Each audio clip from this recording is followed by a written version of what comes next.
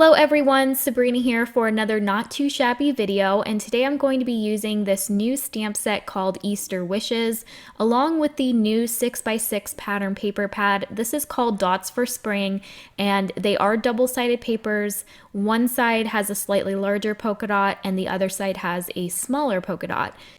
And I'm going to use these pattern papers to stamp my eggs on. So these 3 eggs came in that Easter Wishes stamp set, and I'm going to choose a rainbow of colors here, and I am stamping on the slightly larger dot size of the paper. And I am going to stamp several of these out. I do plan on making 2 cards in today's video, and then I will have a 3rd card that I am posting on the 28th. So I went ahead and did all of my eggs at once. This saved a lot of time coloring, and they have a cute little polka dot texture if you look at them very closely. And I will end up with 2 eggs per sheet here. And then I think I ended up with 3 extra eggs that I can use on another project. And now I'm going to show you how I color in my bunny and the little Easter basket. So for my first card, I went with a brown bunny, and you'll see my second card, I went with a white bunny. So I'm just going to show you how I colored in the brown bunny, and this is the same colors I used for the card that I'm going to show on Sunday. So yes, the colors that I'm using are E99, E13, and E11, and so I'm starting with my darkest marker, E99, to map out all of my shadow areas.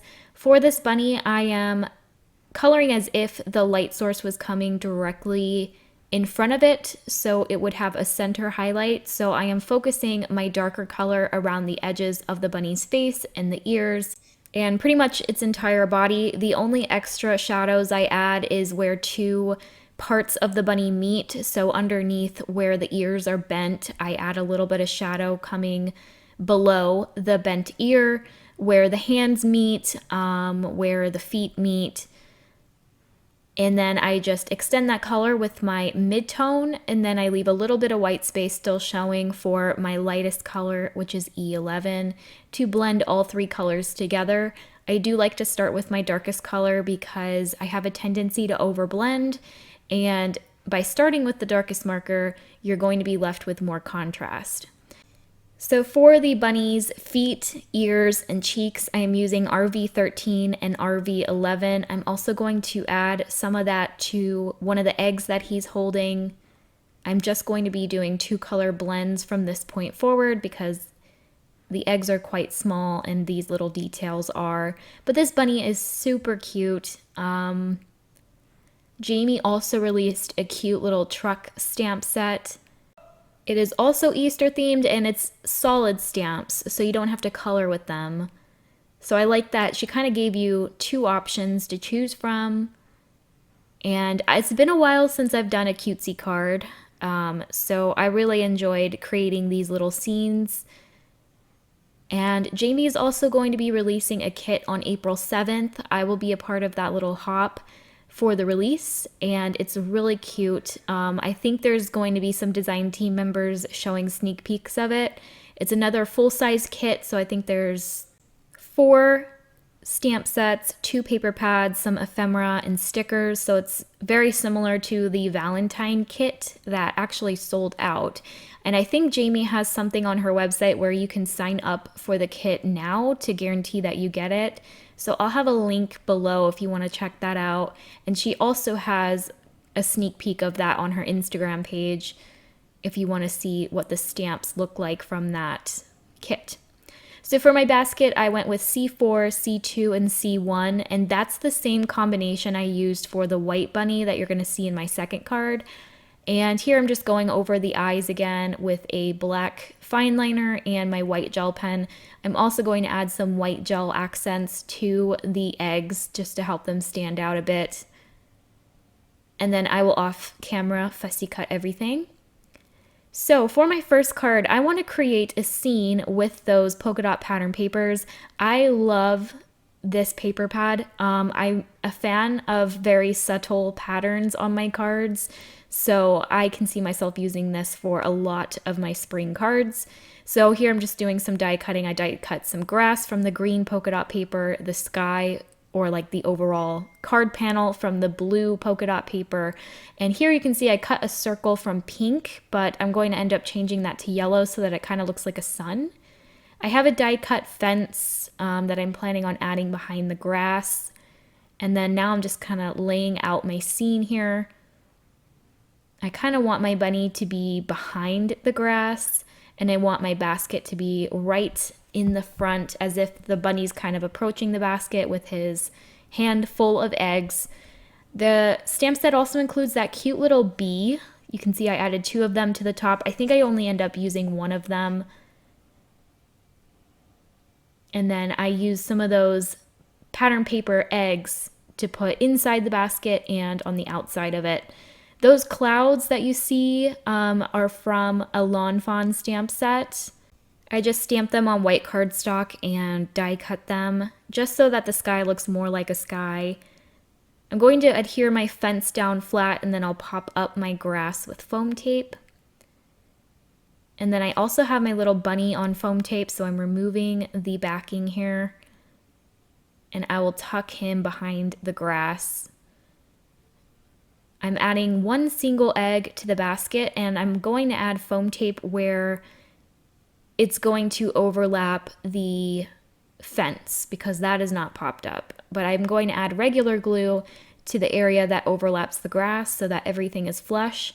I popped up my 2 eggs that are in front of the basket. I also popped up my sentiment, and I'm going to glue these clouds down flat. And I love that that sentiment kind of looks like the sun. The Easter wishes sentiment does come in the stamp set. And here I am popping up my little bee that I added in front of the bunny. And then I'll tuck in that last little cloud. And then I will adhere this to my A2 card base. So this one's really simple and cute. And I love that instead of using cardstock or using my blender brushes to create a sky and grass, that cute little polka dot paper is perfect because it's not overwhelming at all. So I'm just embellishing this card with a couple Fairy Rock rhinestones by Trinity Stamps, and that is going to complete my first card. So my second card is a shaker. So I have a pink die cut frame. I cut this from the pink polka dot paper. I wanted to try to use as much of the scraps as possible, so I have a pretty small frame here. I'm adding acetate behind it, and if you use art glitter glue for adhering acetate, I recommend that you make sure that it is completely dry before cutting the acetate, or else it will slide and make a mess. So I just put a heavy block on it, and I'm going to work on the panel that's going to be inside the shaker. So I have a slightly smaller stitch rectangle cut from the purple polka dot paper, and I'm going to do the same thing where I add the fence first completely flat, and then I'll also glue the grass flat because this is going to be my shaker. I don't want the shaker bits to get caught underneath.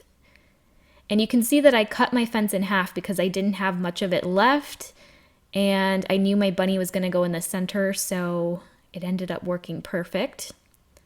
All right, so now I'm going to go ahead and trim the excess acetate, and then I will add 2 layers of foam tape behind that frame. And I do have to trim it down. I do have Scotch 3M for my thinner shaker windows because it is very easy to just cut with my scissors. And my U-line foam tape is just way too sticky. It completely destroys my scissors, including my non-stick ones. So I just stick with 3M for shakers like this. So for my shaker bits, I have some Trinity Stamp little confetti balls. I don't know what else to call these. They're just pastel little tiny, almost like seed beads, but they're not beads. They're just little balls. And then I also added some iridescent confetti in there. Going to carefully remove my double-sided foam tape, and then I have a white rectangle that's the same size as the frame. I'm going to glue my smaller purple one in the center, and then I will line it up to my shaker window and close that off.